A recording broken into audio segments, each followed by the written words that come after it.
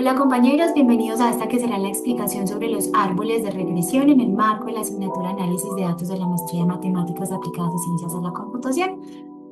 Yo soy Sara, les voy a introducir el método, luego viene mi compañera Luz Meli que nos va a profundizar en fundamentos matemáticos y está David al final que nos va a contar la implementación en R. ¿Qué son los árboles de regresión? Pues son un método de aprendizaje supervisado que se utiliza para predecir una variable cuantitativa. Esta puede ser cualquier valor numérico, como por ejemplo el salario, la edad o el precio de una casa, entre otras muchísimas. En términos muy sencillos, funciona como un sistema de toma de decisiones jerárquico que descompone un problema complejo en una serie de preguntas simples. Em, el árbol de regresión no requiere los supuestos de normalidad en la distribución de los datos ni de linealidad en las relaciones entre las características.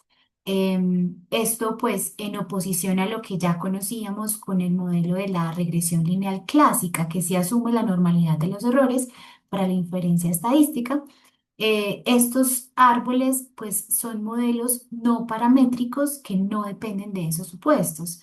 Eso los hace pues muy versátiles, pueden manejar datos con distribuciones asimétricas, multimodales o de cualquier forma, son robustos ante los outliers, funcionan bien con relaciones no lineales y complejas y no requieren transformaciones de datos para cumplir supuestos, con lo cual pues tampoco tenemos el problema de las escalas. ¿Qué sí necesitan? Pues que los datos de entrenamiento sean independientes entre sí, es decir, las observaciones de esos datos, que estas observaciones representen a toda la población, porque si no hay alguien representado, pues no hay manera de predecir el salario. La estabilidad temporal, que es, bueno, cuando cambie la relación entre las variables, hay que recalcular el árbol y va a ser quizás un árbol completamente diferente. Y la aproximación rectangular, que son, se asume que las funciones de respuesta pueden aproximarse con regiones rectangulares y valores constantes.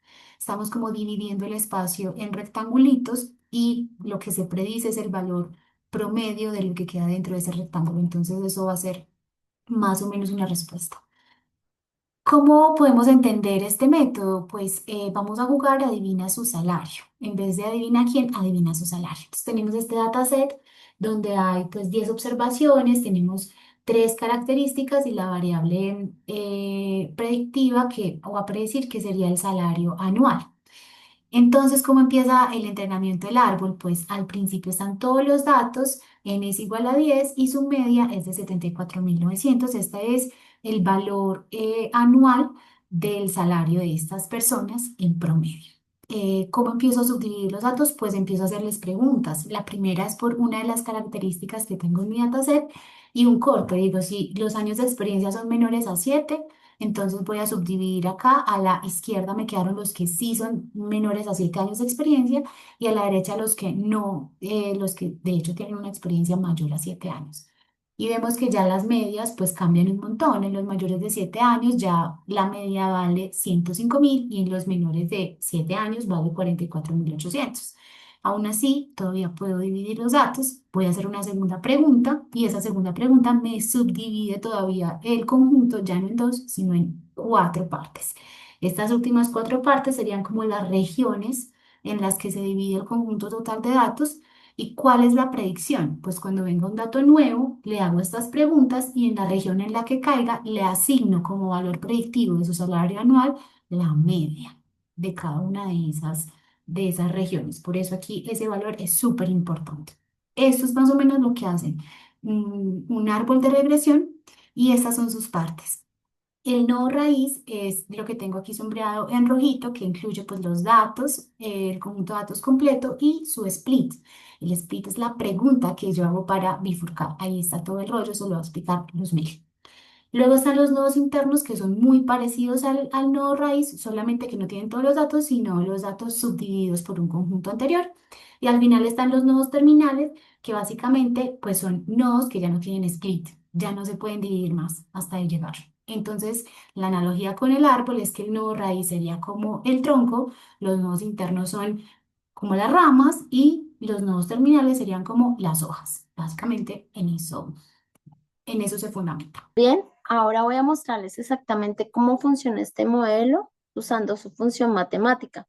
para lo cual vamos a hablar de 4 conceptos claves. El primero, la división binaria, el segundo, la función objetiva, el tercero, los criterios de selección y el cuarto y último, cómo se realizan las predicciones. Comencemos. El criterio de división. Dentro del algoritmo se usa algo que se llama enfoque de gradient o codicioso. Esto significa que cada paso toma la mejor decisión posible en este momento. Para cada predictor X sub J y cada punto de corte C, el algoritmo divide el espacio en 2 regiones, región 1 y región 2. Pensémoslo así. En este momento tenemos una variable como años de experiencia y elegimos un punto de corte que son 7 años. Entonces, en R sub 1 va a caer todos los datos con menos de 7 años de experiencia y en R sub 2 todos los que tienen 7 años o más. La función objetivo. El algoritmo busca minimizar algo que se llama RSS, que es la suma de cuadrados del residuo, donde Y sub I es el valor real que observamos en nuestros datos. YR gorrito es nuestra predicción, que es simplemente la medida de todos los valores de Y en esa región R. Elevamos al cuadrado la diferencia entre lo real y lo predicho. Básicamente, ¿qué estamos haciendo en esta función? Estamos sumando todos los errores del cuadrado de la región 1 más todos los errores al cuadrado de la región 2, con lo que queremos que este número sea lo más pequeño posible. Ahora bien, necesitamos elegir qué variables usar y dónde cortarla, por lo cual vamos a utilizar el criterio de selección, donde J es el índice de la variable que vamos a usar, C es el punto de corte, y C sub 1 y C sub 2 son las constantes óptimas que resultan de las medidas de la región. Al final de esta ecuación, lo que se elige es una combinación que da el RSS más bajito, que es la primera división de nuestro árbol. Y así lo repetimos sucesivamente. Y para la predicción la vamos a realizar en 2 pasos. Determinar la región R sub M, que básicamente es ver dónde cae esa observación, y escoger el árbol desde la raíz hasta la hoja, donde cae R sub M. Y el paso 2 de la predicción es simplemente el promedio de todos los valores del entrenamiento en esta región. Por ejemplo, digamos que tenemos una región que contiene datos como 10, 11, 12, 13 y 14. Entonces, Y gorrita sería igual a 10 más 11 más 12 más 13 más 14 dividido entre 5. Y eso nos da a dar el promedio de la región. Este sería nuestro árbol de regresión de los 7 años de experiencia, donde está dividido en 4 regiones y dentro de cada una de las regiones están las ramitas que cayeron dentro de esa región. Recuerda que lo hicimos año de experiencia por horas semanales. Y estas serían las características de nuestra parte del árbol. Ahora bien, ¿cuáles son las similitudes entre lo que estamos viendo, el árbol de regresión, y lo que hemos visto de regresiones lineales? Ambos métodos buscan predecir una variable de respuesta cuantitativa Y a partir de una predicción X. Los métodos buscan minimizar el error de predicción.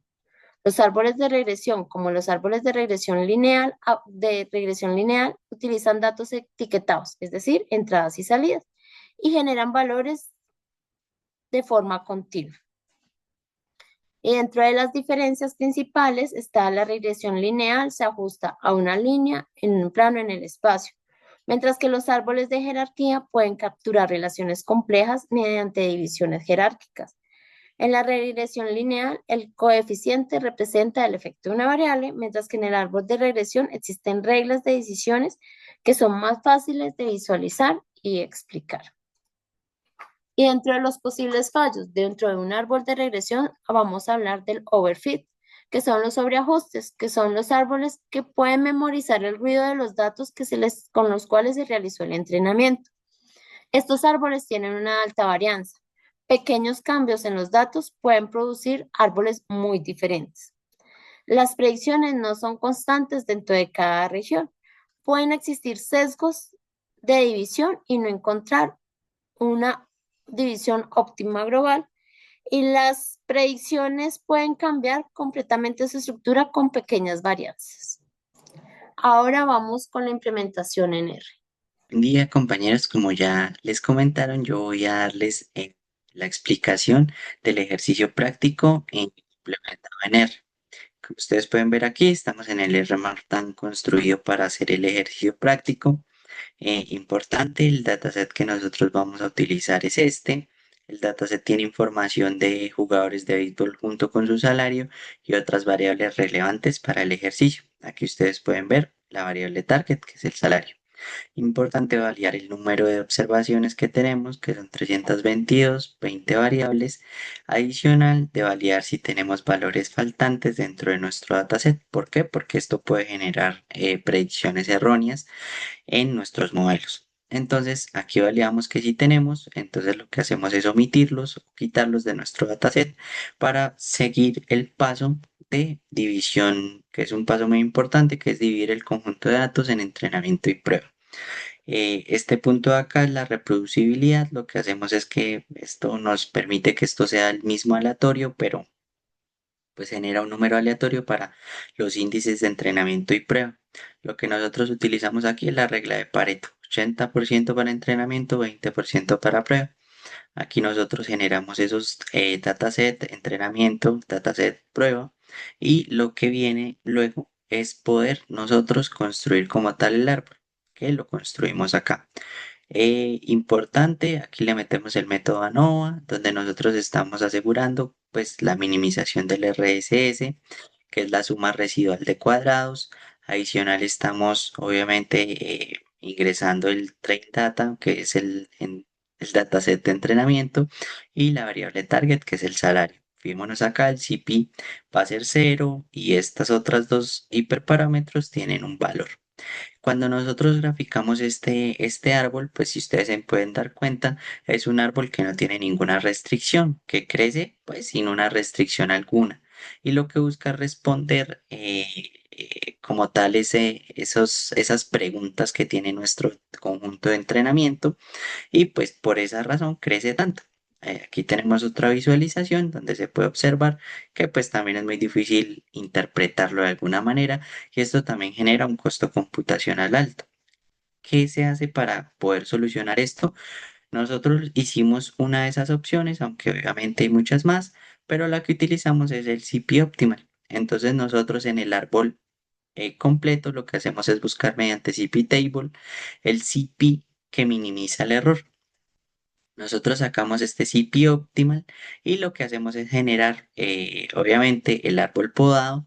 Aquí miramos que cuando el árbol tiene como tal, es full, es completo, tiene 191 nodos y cuando el árbol está podado tiene solo 6 nodos y vamos a verlo a continuación. Es este árbol de acá que solo tiene 6 nodos, si ustedes se dan cuenta.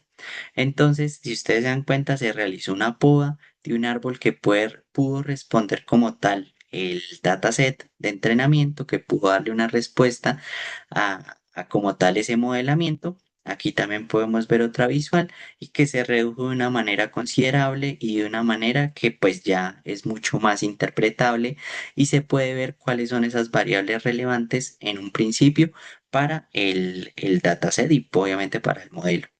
Aquí lo que nosotros ya generamos son predicciones, pues ¿para qué? Para generar un cálculo de métricas. Las métricas que validamos fueron el MSE, el RMSE, el MAE y el R cuadrado.